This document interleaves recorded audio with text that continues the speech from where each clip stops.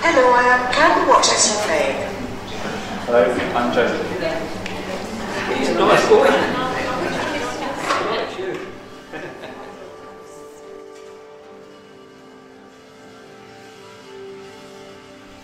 Yeah, originally from London. Joined the Navy when I was 17 and a half. Left Navy when I was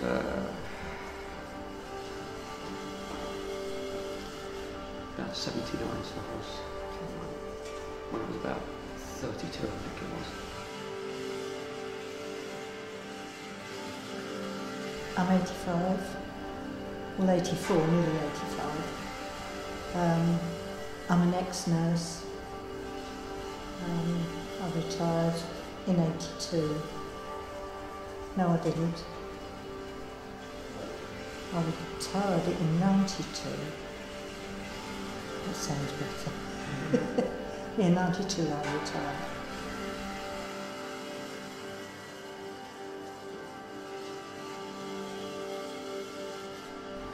I became, well, about myself, when I decided to become a nurse I was really, really young, and I've actually been doing nursing for 13 years now. Right, my name is Sarah Bishop, I'm 54, I have been a nurse for 35 years. I've been working at the hospice for the last 11 years.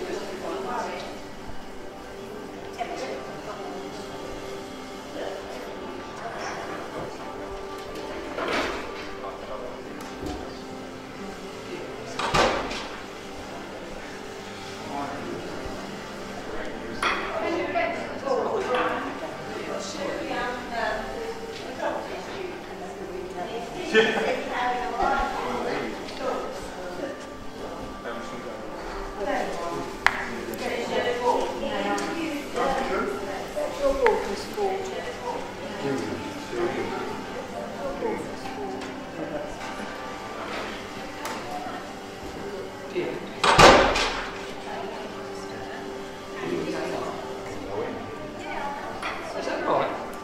Yeah, it's silent, isn't it?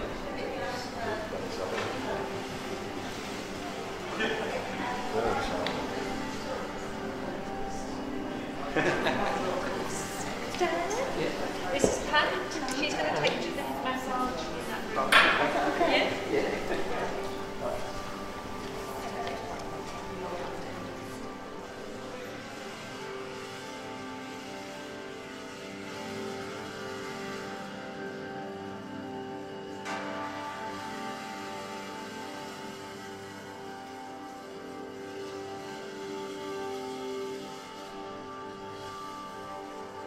Really, you come here and do nothing basically. Come here, sit down, have a chat with some of the other blokes or women, and have dinner, and do some crosswords maybe, that sort of thing. Are you here just once a week? I come once a week. I used to come on a Monday with my wife, and we used to have dinner then and obviously have a chat.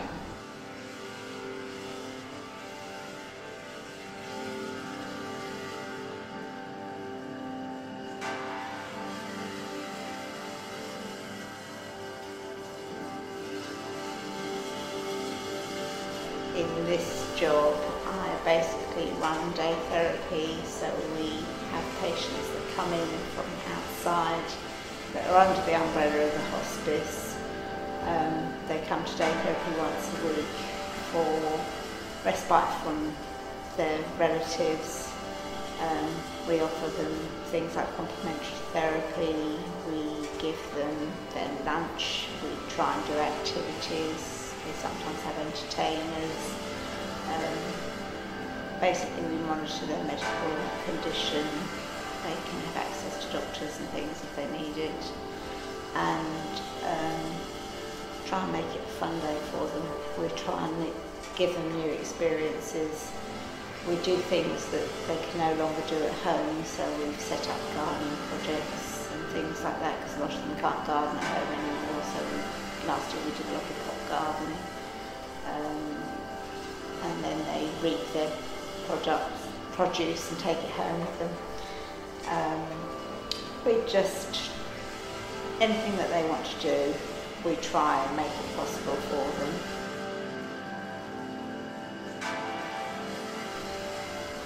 I think everybody tries to keep a happy face because I always smile anyway. I think it's an important part of my job.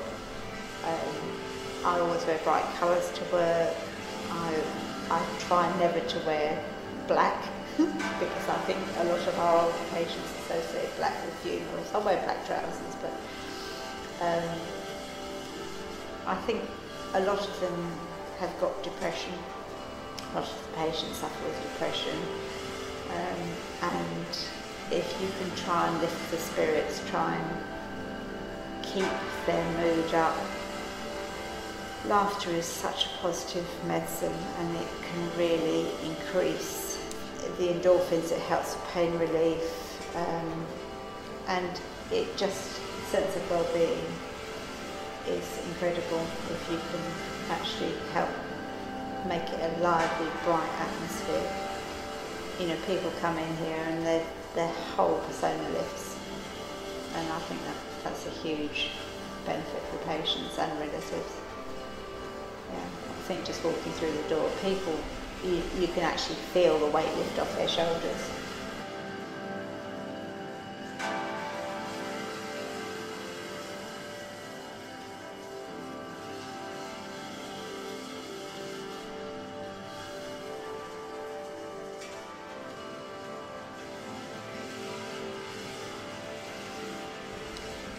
A lot of people that don't know about hospice say, oh, I bet you must be on antidepressants working down there, I bet it's really miserable, you know, how on earth do you not find that you're crying all the time? And I suppose when I came down here, I had that expectation, but you know what, it is the opposite, because if you were dying and you had somebody being all miserable with you every single day, that's not how you want to live, you know, finish your days. I find that we're almost the complete opposite here. We are full of laughs, we are full of smiles, and people absolutely love that, because you know what, if you've only got a week, if you've only got a few days or even a couple of months, you want to enjoy what you've got, and quality is so much better than quantity half the time. And if we can, I did a reflections interview a couple of years ago, and I said if I can go in and I can just make one person smile and just make them feel one moment they're out of this situation, and that, you know, that things are going to be all right, that they're not to be frightened, then I know that I'm doing the job that I want to do.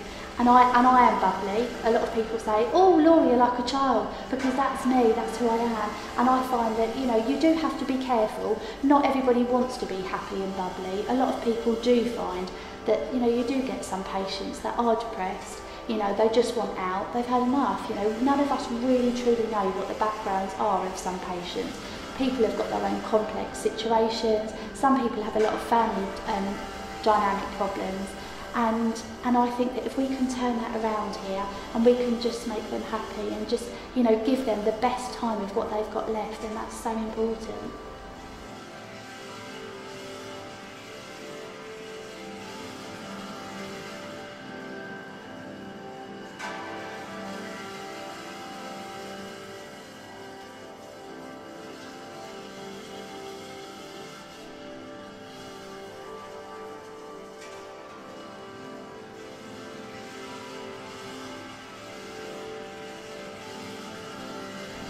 I was actually on holiday at the time in Jamaica, and I just had, my wife thought I had a seizure, and called the ambulance.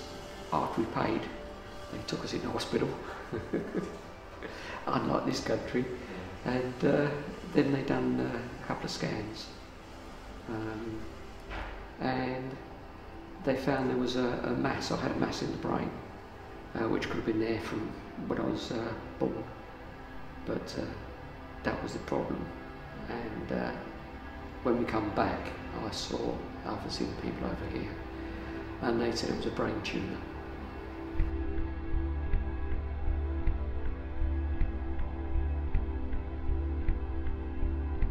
I'm being treated for cancer of the colon. I changed my doctors at home because I decided I wanted a lady doctor. I wasn't feeling ill, but I just wanted to change. I'd had the same one for a long time. And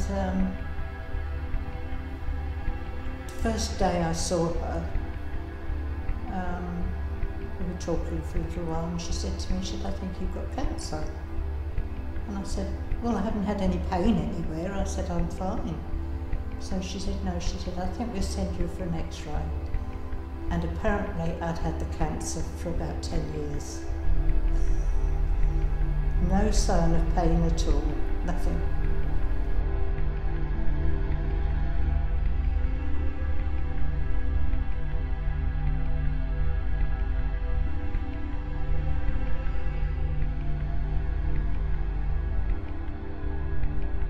Would you say that working in this environment has had an impact on your views of death?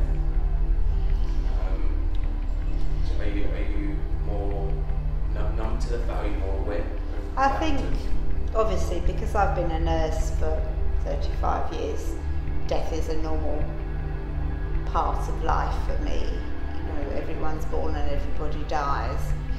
The way people die here, it makes you want everyone to have the same death that you can achieve here. Not everyone has that quality of death.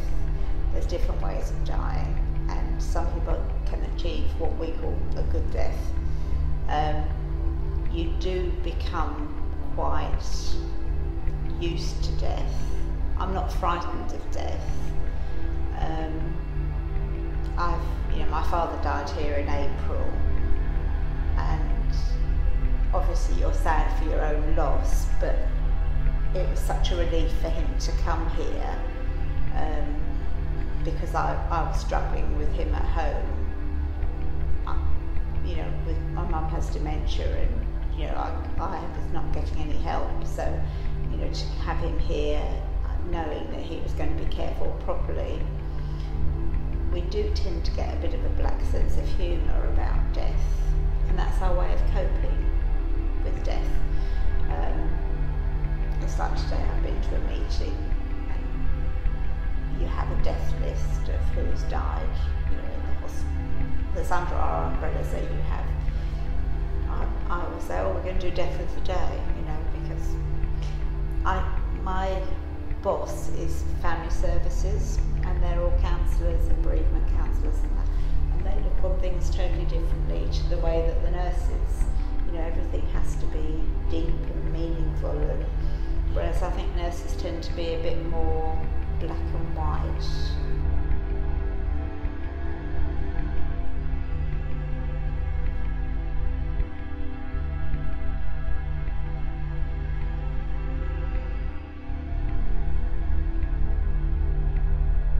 I would say that the idea of death is frightening. When I started down here, I will admit, hands up, I got far too attached to the patients, and my husband would probably say that I was a blubbering wreck, really. But I would say probably for the first month to 2 months when I started here, I got way too emotionally involved, and I did find that I was starting to take my work home with me. And in all honesty, I did question whether this was for me down here, because it is so upsetting, it really is. Especially when, I've looked after 18-year-old, people, and some people are still children, even, when it's somebody your age as well, it really makes you look at your own life. And I tell you what, it makes me appreciate things so much more. Don't ever leave on an argument, don't ever, if you want to do something, make sure you do it, because you just don't ever know what's around the corner. And I think there's one part of me that I don't think I'll ever understand, because I am afraid of dying myself, and I think that's just because I know how precious it is and how it can just suddenly happen. We get patients, unfortunately, that come down here who have just been diagnosed, who have been poorly for such a long time, yet they didn't realise, unfortunately, some people say, "Well, I've had this pain for ages, and I just didn't go to the doctor about it," and it makes you scared. I do get scared sometimes. People make a joke of it, because nurses, if they've got a headache, they think there's something wrong with them, because I think there is a fine line between getting a bit too involved, thinking that, everyone's going to die, but then you need to remember that people do get better, and I think it's really important that you need to keep a good social network when you work down here. You need to remember that not everybody is going to die and people do get better, and that's why you need to make sure you've got a really good life outside of here to make sure that you appreciate it. But yeah, I am scared of dying, but I've just realised that you just need to do everything that you want to do in life, but obviously not abuse it.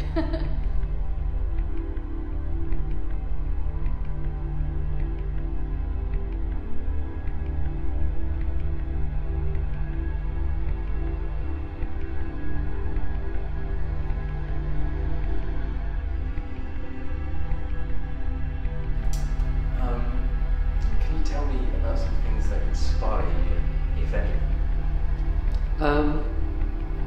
John does. I mean, he's always, well, I mean, when we see him, he's always happy, but when he's at home, it could be completely different. But yeah, he does, yeah. Do you ever find the patients inspire you? Oh yeah, yeah. Because John was saying, let me ask him a question, what inspires you? And we weren't ready for his answer, but he was like, I want to inspire people. Yeah. And then we interviewed some of the other patients, and we asked them what inspires you, and they're like, John. Yeah, John, yeah. Could you give a quick summary of MND? Don't know why it started. A lot of people, it starts when they're older, like 50s. I was 49 when it started. Why did it come out at that time? You know, it's a question that they can't answer, and it's uncurable. How long I've got, don't know. Could be another 4 years, it could be 20 years. So it's just you don't know what to say about it, because even the doctors don't know. So how I could put it out to you, I don't know, to make it sort of stand out. Could you tell me a little about yourself, background information?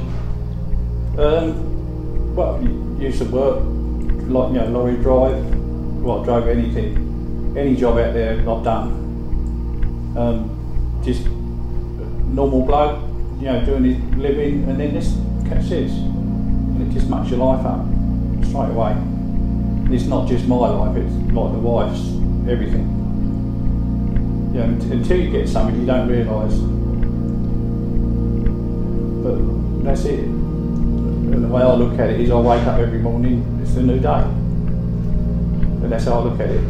It's a great habit to have. It's a new day. Could you talk to me a little bit about your average day spent here at the hospice?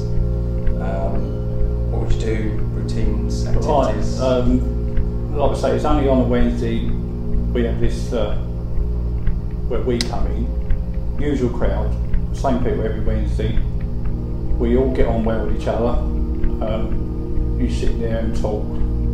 We do quizzes up on the board, like crossword, whatever. We all sort of join in, and we have a good laugh. And it makes the life different. It's worth coming.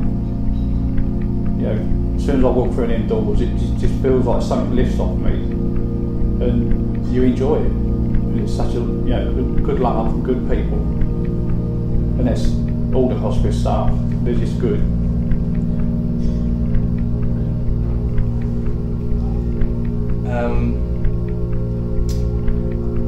What do you find yourself thinking about on a daily basis, whether it be here or at home? Can't say, because I think whatever's come up, you know, my wife might ask me something, so I sort it out as you would do normal.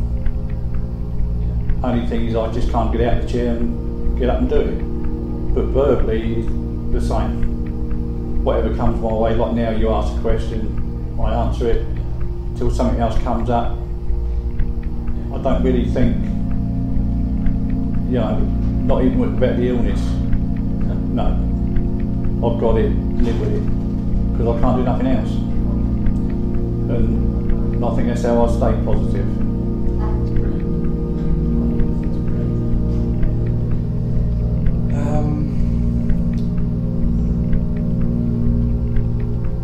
Could you mind, elaborate on some of the most memorable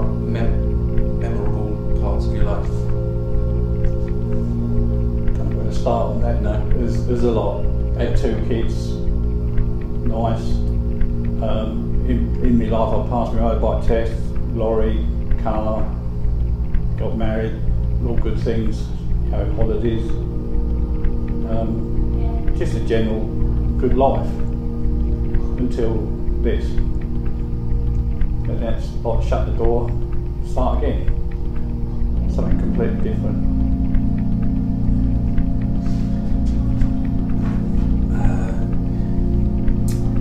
Could you tell me about some things that inspire you?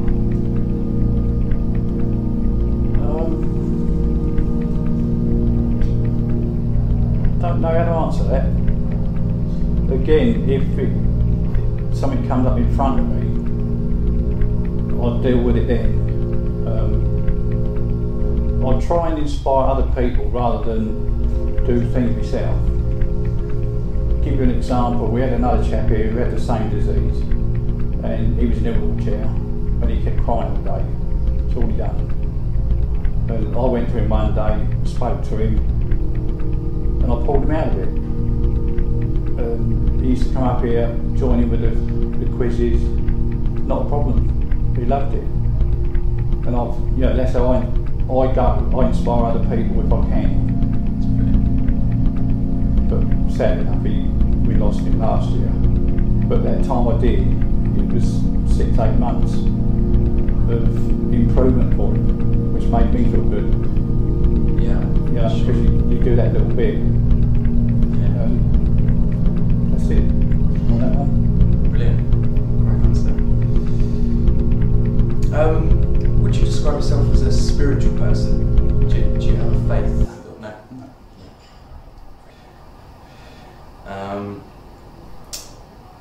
If you could meet yourself when you were 20, what advice would you give yourself? None. I'll do it all again. No words of wisdom or... No. I've done bad things, I've done good, you know, suffered for what I've done, but I wouldn't change it again. So it makes us who we are, doesn't it? You know, I've had a good life. You know, ups and downs with everyone. You pull through it, you know, makes you stronger. Not saying in this thing it happens and knocks the guts out of you, but you either go down or you pick yourself up and sort of pull through it, you know, and do what you can. Great attitude to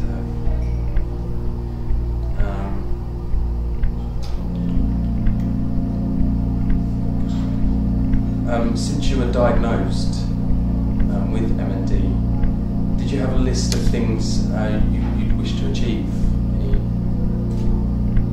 Not a list, but there was things. When I was diagnosed, the doctor said to me, if there's anything you want to do it. Because it was terminal. Couldn't say how long I got or whatever. But we just went and done the normal things. I went back out to Australia second time with my boys out there. We just sort of made sure we got enough money, decided to go, don't matter what it cost. And that was the last time I could walk. Of course now I can't get a wheelchair in the plane, so I can't go anywhere. So that was my last one. So a lot of things I wanted to do that couldn't do. I wanted to do Route 66 on the bike, you know, right across, me and the wife, because I'm a biker anyway. Something I didn't do. So a lot out there. But once I was diagnosed, we'd done that, was the main one. You know, because we went out there and my boys wasn't going to move out there at the time. So that was it. Well, whereabouts in Australia did you go? Perth. Whereabouts? Do you know Hillary's Harbour? They're wine, it's a very big wine. Oh yeah, that's down a bit more. Is it? Yeah. The other side of Perth. Right. I've got 20 of my extended family over there. We go over there once every 3-4 years. What, Perth? Perth, yeah. Yeah. Well, Hillary's. Have you heard of Hillary's Harbour? Yeah. It's lovely. Yeah. Well, we stayed about 10 minutes drive from there. like inland, lovely place. Yeah, beautiful. But my mate's out there, he moved out there, sold up, my whole family went out, and that's where my boy's staying with. So he's trying to get his visa out. Well, he's got the extended visa now, 2 years. Now the governor he's working for is going to sponsor him. So hopefully he'll stay out there. Because I travelled over there for a year, but before that my family were going to immigrate over there. But I didn't, because it all works on a point scheme or something. Yeah. And we didn't get the points. Whereas I felt that if you've got ancestry there as well, you can immigrate over there legally. Yeah, well you've got a different visa then when it's family. Brilliant. These are just a few wacky questions. What did you want to be when you were younger, child? I can't really think of when I was young. When I left school, carpenter. Because my dad used to make wooden toys out of pallets and stuff. Well, I got into that when I first left school. So I wanted to be a carpenter, and then I fell into the side of cars and bikes and drink cigarettes, and I went down the mechanic side then. But then later in life I'd give up because I couldn't ride. I went back to woodwork again. But then, yeah, I think carpenter, that's what I wanted to be.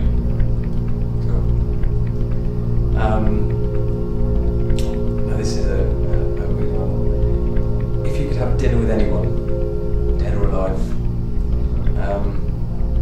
who would it be with? Where would you go? What would you order? I'll order a good steak with all the trimmings. Be with my wife.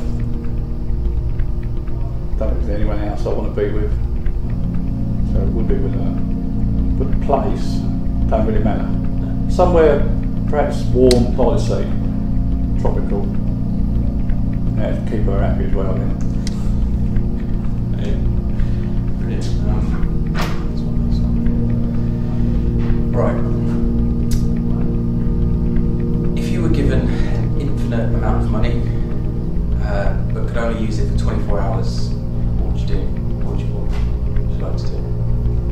Well, I have all the family up, buy their houses, whatever. My mate, buy him out, who's looking after my son, so he ain't got no mortgage.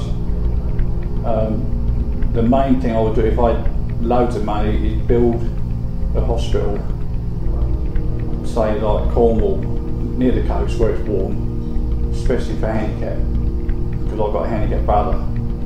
And because you've got handicapped kids, you have a job, go on holiday, like the families. So I'd build a hospital big enough to take the family, and then nurses and doctors down there look after the kid while the parents do what they want to do for the rest. That's everything. I know. Very short and sweet.